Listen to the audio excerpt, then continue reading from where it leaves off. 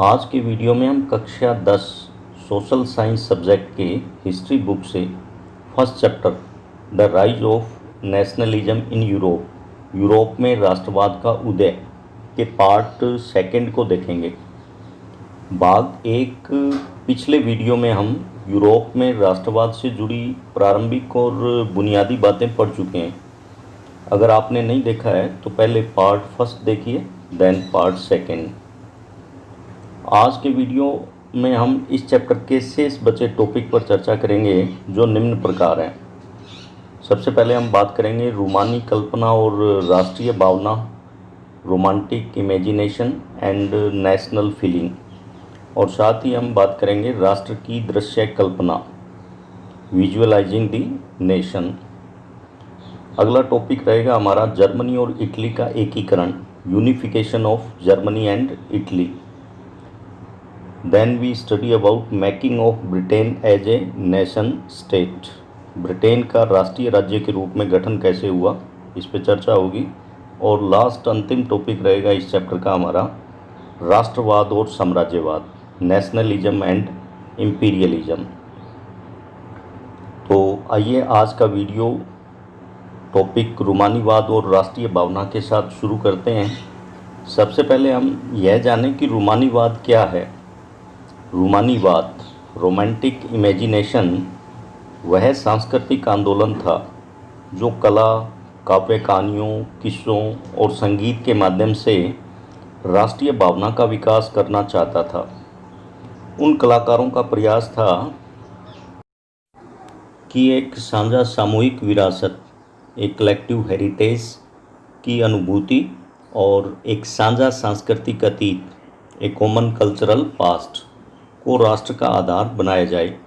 उदाहरण के तौर पर देखें, जर्मन दार्शनिक योहान गोटफ्रीड जैसे रूमानी चिंतकों का मानना था कि सच्ची जर्मन संस्कृति जर्मन आम लोगों, डास वॉक में निहित थी। राष्ट्र की सच्ची आत्मा लोकगीतों, फोक सॉन्ग्स, जन काव्य, फोक पोइट्री और लोक नृत्यों यानी फोक डांसेस से प्रकट होती है। इसलिए इनके माध्यम से राष्ट्र का निर्माण करना चाहिए। पोलैंड का एक उदाहरण देखते हैं जिससे हमें समझ में आएगा कि किस प्रकार इस रूमानीवाद ने राष्ट्रीय भावना को बढ़ावा दिया। वर्तमान में पोलैंड गणराज्य एक मध्य यूरोप का देश है। 1795 में यानी 18वीं सदी के अंत में पोलैंड राष्ट्रमंडल टूट गया और पोलैंड ऑस्ट्रिया, रूस और पर्शिया के बीच बांट दिया गया था और पोलैंड का स्वतंत्र देश के रूप में अस्तित्व समाप्त हो गया। लेकिन यहाँ संगीत और भाषा के जरिए राष्ट्रीय भावना को जीवित रखा गया। पोलिश संगीतकार कैरोल कुरपीस्की ने अपने ओपेरा और संगीत के माध्यम से राष्ट्रीय संघर्ष जारी रखा और पोलेनेस और माजूरका जैसे फोक डांसेस को नेशनल सिंबल, राष्ट्रीय प्रतीक के रूप में बना दिया था। पोलिश भाषा ने भी राष्ट्रीय भावनाओं के विकास में एक महत्वपूर्ण भूमिका निभाई। पोलैंड पर रूस का कब्जा होने पर उन्हें रूसी भाषा अपनाने को कहा गया बलपूर्वक, लेकिन पोलिश लोगों ने रूसी भाषा को अपनाने से इनकार कर दिया। पोलिश भाषा रूसी प्रभुत्व के विरुद्ध संघर्ष के प्रतीक के तौर पर देखी जाने लगी। तो इस प्रकार स्पष्ट है कि भाषा, लोकगीत, लोक कथाएँ, साहित्य, संगीत लोगों में सामुदायिक पहचान को बढ़ावा देता है और इस सांस्कृतिक आंदोलन ने भी यूरोप में राष्ट्रीय राज्यों की स्थापना में अहम रोल प्ले किया, जिसे रूमानीवाद, रोमांटिक इमेजिनेशन के तौर पर जाना जाता है। यूरोप में राष्ट्रवाद विकास के दौर में चित्रकारों द्वारा अपने देश को ऐसे चित्रित किया जैसे वह कोई व्यक्ति हो। उस समय राष्ट्रों को नारी भेष में यानी फीमेल फिगर के रूप में प्रस्तुत किया गया। असल ज़िंदगी में वह कोई महिला नहीं थी, वह तो केवल एक कलाकार की कल्पना थी। राष्ट्र को मानवीय रूप देते हुए नारी रूप में चित्रित किया। याद कीजिए, कोर्ट में न्याय की देवी की प्रतिमा को आंखों पर पट्टी बांधे, तराजू हाथ में लिए, यह प्रतिमा इंसाफ के प्रतीक यानी सिंबल ऑफ जस्टिस के रूप में जानी जाती है। ठीक ऐसे ही याद करो फ्रेडरिक सोर्यू के वो चित्र जिसमें स्वतंत्रता को देवी के रूप में दिखाया गया, एक हाथ में मशाल और एक हाथ में नागरिक अधिकार घोषणा पत्र लिए। तो ये सब प्रतीक हैं, सिंबल्स, जिनका प्रतीकात्मक प्रयोग यानी सिंबॉलिक यूज़ भावनाओं को व्यक्त करने के लिए किया जाता है। ठीक इसी प्रकार यूरोप में राष्ट्रवाद के विकास के लिए राष्ट्र को मूर्ति या चित्र के रूप में अभिव्यक्त किया गया, दिखाया गया। फ्रांस के कलाकारों ने मूर्त रूप में अपने देश को मारियान के नाम से चित्रित किया, तो वहीं जर्मनी के कलाकारों ने जर्मनी की कल्पना जर्मेनिया के रूप में की। फ्रांस की राष्ट्रीय देवी मारियान को लाल टोपी, तिरंगा और कलंगी के साथ दिखाया गया। मारियान की प्रतिमा सार्वजनिक चौकों पर लगाई गई। मारियान का चित्र सिक्कों और डाक टिकटों यानी कॉइन एंड स्टैम्प्स पर भी चित्रित किया गया। इसी प्रकार जर्मनी में जर्मेनिया को बलूत वृक्ष के पत्तों का मुकुट यानी क्राउन ऑफ ओक लीव्स दर्शाया गया। जर्मन बलूत यानी जर्मन ओक वीरता का प्रतीक माना जाता है। तो स्पष्ट है यूरोप में राष्ट्रवाद के विकास में राष्ट्र की दृश्य कल्पना की गई, जिसको राष्ट्रीयता के प्रतीक के तौर पर देखा गया। So clear artist use the female figure to represent the nation और विजुअलाइज द नेशन। अब हम अगले टॉपिक की ओर बढ़ते हैं, जर्मनी और इटली का एकीकरण। मोस्ट इम्पोर्टेंट टॉपिक है unification of Germany and Italy and making as a nation. Italy और जर्मनी का एकीकरण लगभग एक ही साथ पूरा हुआ 1870 to 71 में, 1870-71 में। दोनों देशों के एकीकरण में काफ़ी समानताएं थी, काफ़ी परिस्थितियां समान थी। जैसे पहली बात, इटली और जर्मनी के एकीकरण से पहले दोनों ही देश विभिन्न छोटी छोटी रियासतों में बिखरे पड़े थे। दूसरी बात कि दोनों ही देशों में एकीकरण वहाँ की सबसे बड़ी रियासत की अगुवाई में संपन्न हुआ। इटली के संदर्भ में यह बड़ी रियासत सार्डिनिया पीडमोंट थी, तो वहीं जर्मनी का एकीकरण सबसे बड़ी रियासत पर्सा के नेतृत्व में हुआ। इसके अलावा दोनों ही देशों में इन बड़ी रियासतों के प्रधानमंत्रियों का बड़ा अहम रोल रहा एकीकरण में। इटली के संदर्भ में सार्डिनिया के प्रधानमंत्री काबूर, और वहीं जर्मनी की बात करें तो ये काम किया पर्सा के प्रधानमंत्री बिस्मार्क ने। यहीं तक समानता नहीं थी, बल्कि दोनों ही देशों के एकीकरण में बाधक देश ऑस्ट्रिया फ्रांस भी कॉमन थे। एकीकरण के लिए दोनों को ही ऑस्ट्रिया और फ्रांस से निपटना था, और एक समानता यह भी थी कि दोनों ही देशों का एकीकरण एक साथ संपन्न हुआ 1870-71 में। तो अब एक एक करके दोनों देशों में एकीकरण किस प्रकार हुआ जान लेते हैं। तो आइए सबसे पहले हम इटली के एकीकरण के बारे में पढ़ें, यूनिफिकेशन ऑफ इटली। जैसे आप स्क्रीन पर देख पा रहे हैं कि इटली एकीकरण से पूर्व Sardinia, Lombardy, Venetia, Parma, Modena, Tuscany, papal state, Naples और सिसिली आदि विभिन्न रियासतों में बिखरा पड़ा था।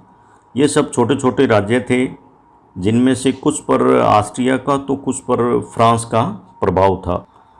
इटली के एकीकरण में 4 व्यक्तियों का महत्वपूर्ण योगदान रहा है। ये 4 व्यक्ति थे क्रांतिकारी जूसेप मैत्सिनी, इटली की सबसे बड़ी रियासत सार्डिनिया के प्रधानमंत्री काबूर, सार्डिनिया के राजा विक्टर इमैनुअल और गैरिबाल्डी। इन चारों के योगदान के बारे में कहा जाता है कि जूसेप मैत्सिनी का नैतिक बल, काबूर की कूटनीति, विक्टर इमैनुअल की समझदारी और गैरिबाल्डी की वीरता का परिणाम इटली के एकीकरण के रूप में सामने आया।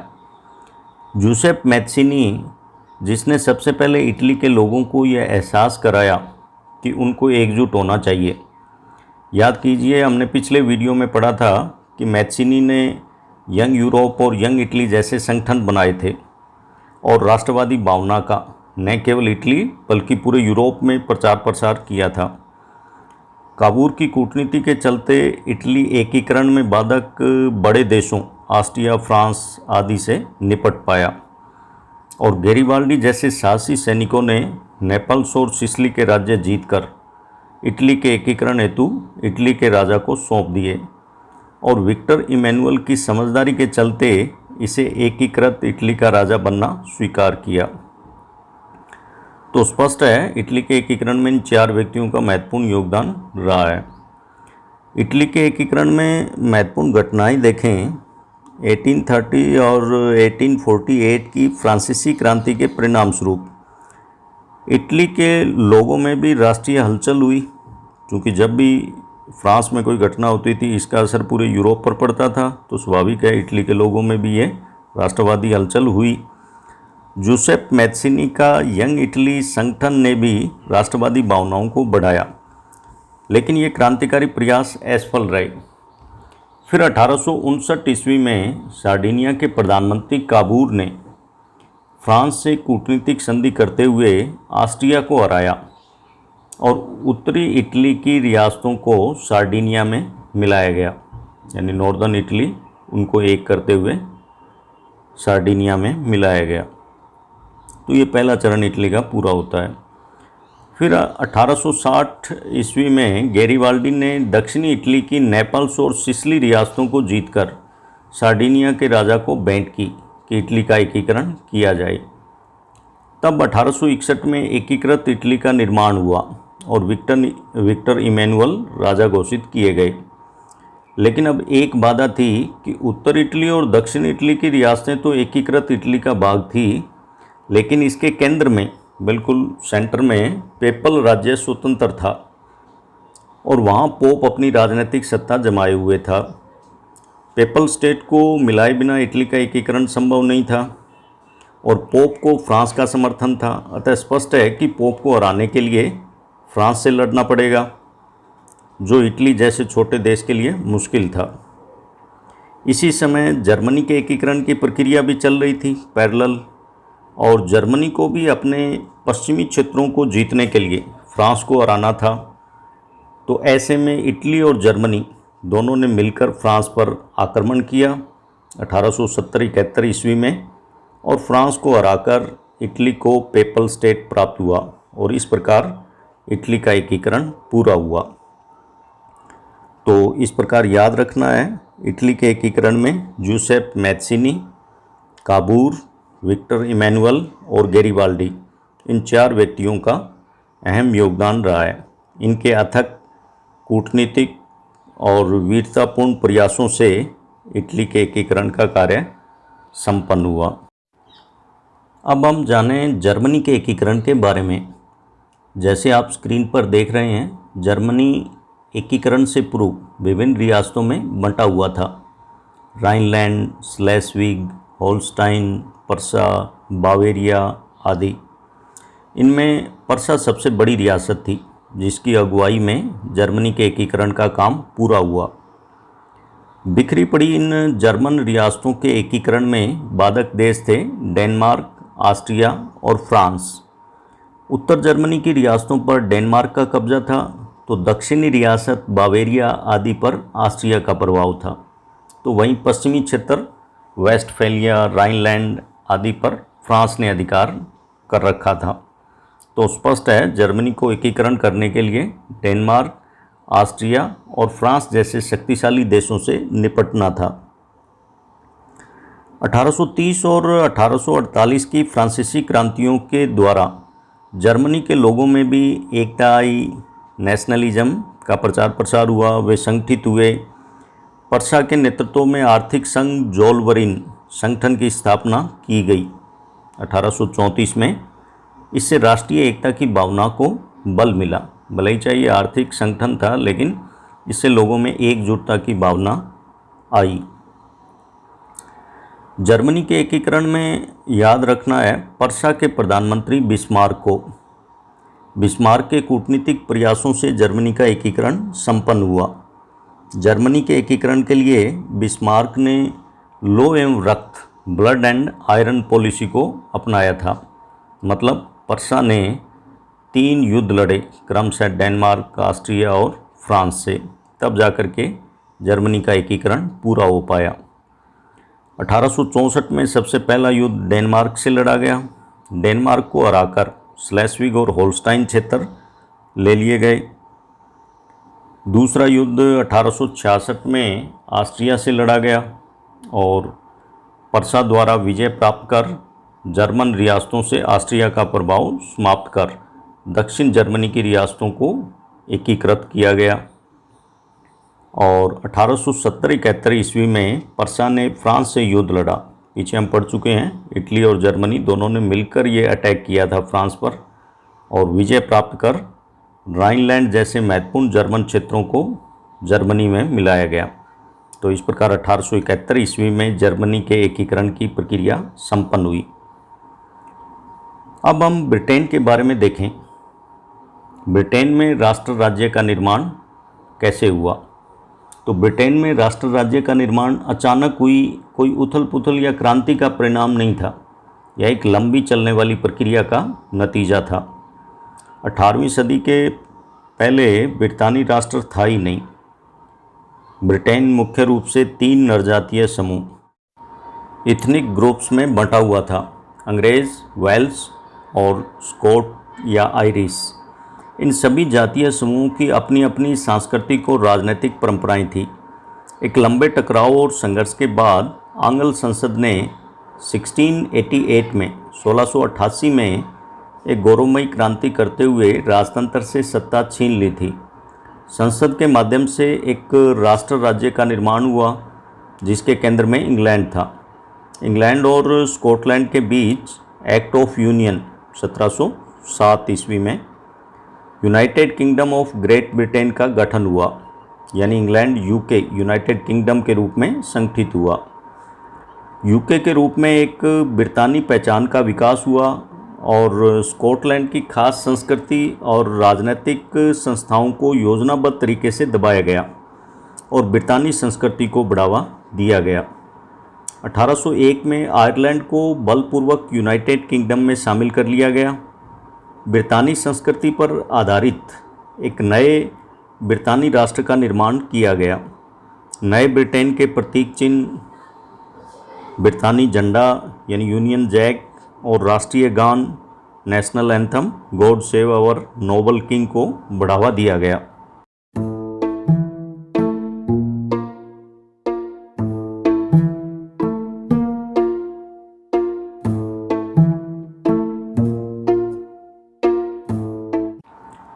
अब हम इस चैप्टर के लास्ट टॉपिक पर आते हैं, राष्ट्रवाद और साम्राज्यवाद, नेशनलिज्म एंड इम्पीरियलिज्म।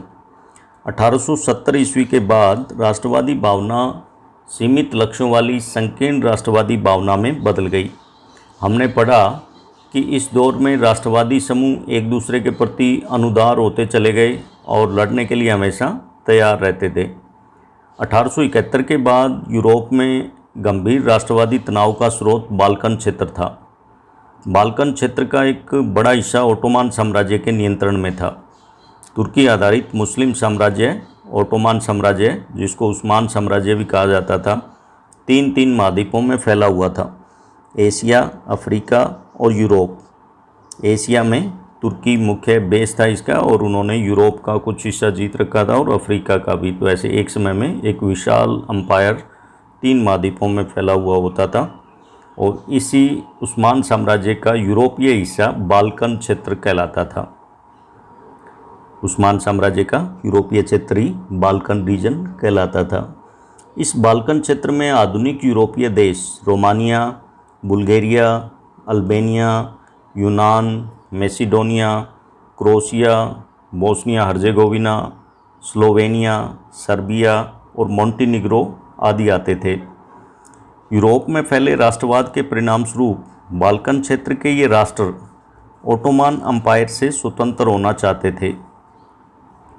बाल्कन क्षेत्र के निवासियों को आमतौर पर स्लाव कहकर पुकारा जाता था और इन्होंने सर्व स्लाव आंदोलन शुरू कर दिया अपनी आज़ादी के लिए। जैसे जैसे विभिन्न स्लाव राष्ट्रीय समूहों ने अपनी पहचान और स्वतंत्रता की कोशिश की, बाल्कन क्षेत्र गहरे टकराव का क्षेत्र बनता चला गया। बाल्कन क्षेत्र के यूरोपीय लोग एक तो उस्मान साम्राज्य से स्वतंत्र होने का प्रयास कर रहे थे, तो दूसरी तरफ हर राज्य अपने लिए ज़्यादा से ज़्यादा भूभाग चाहता था उदाहरण के लिए जैसे बुल्गारिया चाहता था कि बिग बुल्गारिया बने, तो वही रोमानिया चाहता था कि वह भी जितना हो सके बड़ा क्षेत्र हथियाए। इस प्रकार बाल्कन रीजन के सारे स्लाव अपने लिए बड़े राष्ट्र का निर्माण करना चाहते थे, तो इनकी आपस में भी एक प्रतिस्पर्धा शुरू हो गई। रूस, इंग्लैंड, ऑस्ट्रिया हंगरी जैसे देश भी सर्व स्लाव आंदोलन का समर्थन देकर इस यूरोपीय भूभाग से उस्मान साम्राज्य समाप्त करना चाहते थे। लेकिन दूसरी तरफ ये यूरोपीय देश बाल्कन क्षेत्र पर अपना प्रभाव नियंत्रण भी स्थापित करना चाहते थे। इन सब परिस्थितियों ने स्थिति को विस्फोटक बना दिया और इस इलाके में कई युद्ध हुए। बाल्कन युद्ध के नाम से जाना जाता है, प्रथम और द्वितीय, और अंततः फिर फर्स्ट वर्ल्ड वार शुरू हो गया। तो प्रथम विश्व युद्ध में तुर्की की हार के साथ बाल्कन क्षेत्र से उस्मान साम्राज्य का अधिकार समाप्त हुआ और बाल्कन क्षेत्र में राष्ट्रीय राज्यों की स्थापना हुई। यह यूरोप में साम्राज्यवाद के खिलाफ संघर्ष कर स्वतंत्र राष्ट्र राज्य के रूप में गठित होने के उदाहरण थे। इसी टॉपिक के साथ हमारा हिस्ट्री का फर्स्ट चैप्टर समाप्त होता है। उम्मीद है समझ में आया होगा। यदि कोई डाउट है तो कमेंट बॉक्स में लिखकर बताएं। Thank you.